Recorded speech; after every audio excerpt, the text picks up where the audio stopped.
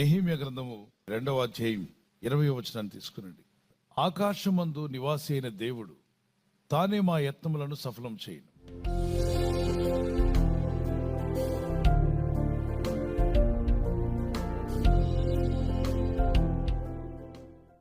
మనం ఆరాధించే దేవుడు కొండ మీద ఆసీనుడైన వాడు కాదు, నదీ తీరం ఆసీనుడైన వాడు కాదు, ఊరు మూలన ఊరు మధ్యలో ఆసీనుడైన వాడు కాదు, గుడిలో ఉండే దేవుడు కూడా కాదు. మరి ఈయన ఎక్కడుంటాడంటే ఆకాశపై ఆకాశాల మీద ఉంటాడట.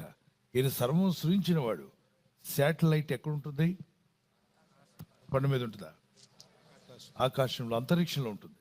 అంతరిక్షం నుండి కింద నుండి వెళ్ళే సిగ్నల్స్ పైకి వెళ్తే ఆ పైనున్న సిగ్నల్స్ ఏ ప్రాంతానికి వెళ్ళో ఆ ప్రాంతానికి పంపిస్తుంది. దాన్ని మనుషులు తయారు చేసుకునే సిగ్నల్స్. ఎందుకు? అది కిందే ఉంచవచ్చు కదా అంటే వీలు పడదు. ఆకాశంలో ఉంటేనే అది షేర్ చేయగలుగుతుంది. టెలివిజన్ టవర్స్ ఎప్పుడైనా చూసారా? చాలా ఎత్తుగా కట్టేవాళ్ళు. అప్పుడు 30-40 ఏళ్ల క్రితం అదే టెలివిజన్ టవర్ అండి అని చెప్పి అక్కడికి వెళ్ళి ఫోటోలు తీసుకుని వస్తుండేవాళ్ళు. చాలా ఎత్తుగా కొండ మీద ఎత్తైన ప్రాంతంలో పెట్టేవాళ్ళు. అంటే టవర్ టు టవర్, ఆ టవర్ నుండి ఆ ప్రాంతం నుండి ఈ ప్రాంతం అది లాక్కొని రేడియో టవర్ లాగా రేడియో తరంగాలు పంపించినట్టు టెలివిజన్ వస్తూ ఉండేది. ఇప్పుడు ఇంటర్నెట్లో అన్నీ వచ్చేస్తున్నాయి ప్రజలకి. అంతేకాకుండా శాటిలైట్ టీవీస్ అన్ని చోట్లకి వెళ్ళిపోతున్నాయి శాటిలైట్ ద్వారా. ఇప్పుడు అందరికీ అందాలంటే అది పైన ఉండాలి. పైన ఉంటే అందరికీ పంచి ఇవ్వగలుగుతుంది. అందువల్లనే శాటిలైట్ని ఎక్కడ పంపిస్తున్నారు చెప్పండి? పైన ఉంచుతున్నారు. ఆ పైన ఉన్న శాటిలైట్ అందరికీ అన్ని ప్రాంతాల్లో ఉన్న వాళ్ళకి ఈజీగా పంపించగలుగుతుంది. అంటే పైనున్న వాడే అందరికీ సహాయం చేయగలడా? అయితే ఈ యేసునాథుడు పైనున్న దేవుడు, ఆకాశపై ఆకాశాల మీద ఉన్న దేవుడు. ఆయన ఆరోహణ అయినప్పుడు పైకి వెళ్ళాడు. ఆయన ఆకాశం నుండి ప్రతి ఒక్కరికి సాయం చేయవాడై ఉన్నాడు. కాబట్టి ఆకాశమందు ఆసీనుడైన వాడు నాకు సహాయం చేస్తాడని చెప్తున్నాడు. కాబట్టి ఆకాశమందున దేవుని తట్టు మా చేతులు ఎత్తుకుందామని విలాపవాక్యములు 3వ అధ్యాయం 41-42 వచనాల్లో ఆకాశమందున్న దేవుని తట్టు మన హృదయమును మన చేతులను ఎత్తుకుందాము. మనిషి దగ్గర సహాయం అడిగినప్పుడు చేతులు ముందుకు చాపుతాం, అవునా? సహాయం అడుగుతామని. మరి దేవుడు ఎక్కడున్నాడు? కాబట్టి పైకి చేయి చాపితే ఏంటి అర్థం? దేవా నీ సహాయం నాకు, ఈ నూతన దినాన్ని ఇచ్చింది ఆయనే, ఇన్ని సంవత్సరాలు మనకు దానం చేసింది ఆయనే. కాబట్టి డబ్బుతో అందుకే మన యత్నములు, చాలా యత్నాలు చేస్తున్నావు, అవి ఫలించాలంటే ఆకాశమందున్న దేవుడు నా యత్నములు ఫలింపజేస్తాడు అని భక్తులు పలికినట్టుగా మీరు ఈ వాగ్దానం పట్టుకుని ప్రార్థన చేయండి. ద్వితీయోపదేశ కాండము 28-8వ వచనంలో నీ కొట్లలోనూ నీవు చేయు ప్రయత్నములన్నింటిలోనూ నీకు దీవెన కలుగునట్లు యెహోవా ఆజ్ఞాపించును, నీ దేవుడైన యెహోవా నీకిచ్చుచున్న దేశంలో ఆయన నిన్ను ఆశీర్వదించును. ప్రార్థిస్తున్నప్పుడు విశ్వాసంతో ప్రార్థన చేయండి, ప్రయత్నం కూడా చేయండి. ప్రార్థన ప్రయత్నం రెండు ఉండాలి. కొందరు ప్రయత్నం చేస్తే ప్రార్థన చేయరు, కొందరు ప్రార్థన చేస్తే ప్రయత్నం చేయరు. అది ఒక జబ్బు. ఆ జబ్బు పోనుగాక. ప్రార్థించు, ప్రయత్నించు. ఈరోజు మీరు ఏ ప్రయత్నం చేస్తున్నా ప్రార్థనతో వెళ్ళండి. దేవా నీ సహాయం నాకు ఇమ్మని మొరపెట్టండి. ఏ విధముగా ప్రార్థించినా పరలోక తండ్రి సహాయము, దేవదూతల సహాయము మీకు వచ్చునుగాక, ఎందుకు వచ్చునుగాక. మరి యేసు ప్రభు ఎక్కడుంటారంటే గుండెల్లో ఉంటాడు. ఎక్కడుంటాడు ఈయన?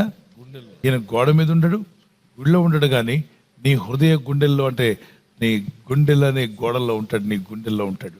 ఆ నీతో ఉంటాడు, నడిపిస్తాడు. అదే సమయంలో ఆకాశమందు ఉన్నాడు.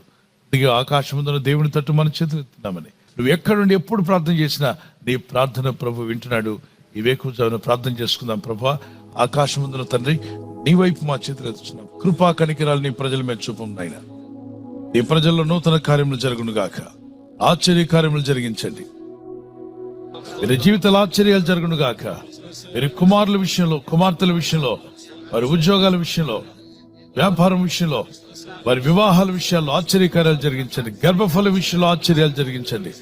గర్భఫలం లేక ఎవరైతే ప్రార్థిస్తారో వారికి ఫలము కలుగును గాక. మా ప్రభా కనికరించమని ఆయన ప్రార్థిస్తుండగా ఇంటర్వ్యూకి వెళ్తున్న వారు, వీసాల కొరకు ప్రయత్నిస్తున్న వారు, ఉద్యోగ ప్రయత్నాలు, వ్యాపార ప్రయత్నాలు చేస్తున్న వారు, ఒక నివాసం కొనుక్కోవాలని, ఒక ఇంటిని, ఒక ఇల్లు కలిగి ఉండాలని ఆశపడుతుండగా నీ ప్రజల ప్రయత్నాలు ఫలించునుగాక.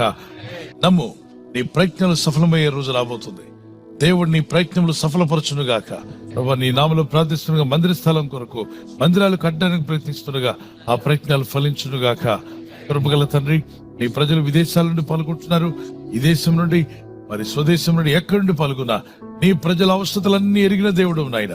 వేకువజామున ఆకాశమందున తండ్రి నీ నామలో పరలోకమందు తండ్రి ప్రార్థిస్తుండగా మిరకల్స్ జరుగును గాక. మీరు మహిమ పొందమని క్రీస్తు యేసునామములో అడుగుచున్నాం మా ప్రియ తండ్రి. ఆమేన్. ఆకాశమందున్న ఆసీనుడా, నీ తట్టు కనులెత్తి చూశాను, నేను నీ తట్టు కనులెత్తుచున్నాను. ఆకాశమందున్న ఆసీనుడా, నీ తట్టు కనులెత్తుచున్నాను, నేను నీ తట్టు కనులెత్తుచున్నాను. దారి తప్పిన గొర్రెను నేను, దారి తెలియక తిరుగుచున్నాను. దారి తప్పిన గొర్రెను నేను, దారి కానక తిరుగుచున్నాను. కరుణించవా యేసు, కాపాడవా, నీ తట్టు కనులెత్తుచున్నాను, నేను నీ తట్టు కనులెత్తుచున్నాను. ఆకాశమందున్న ఆసీనుడా, నీ తట్టు కనులెత్తుచున్నాను, నేను నీ తట్టు కనులెత్తుచున్నాను.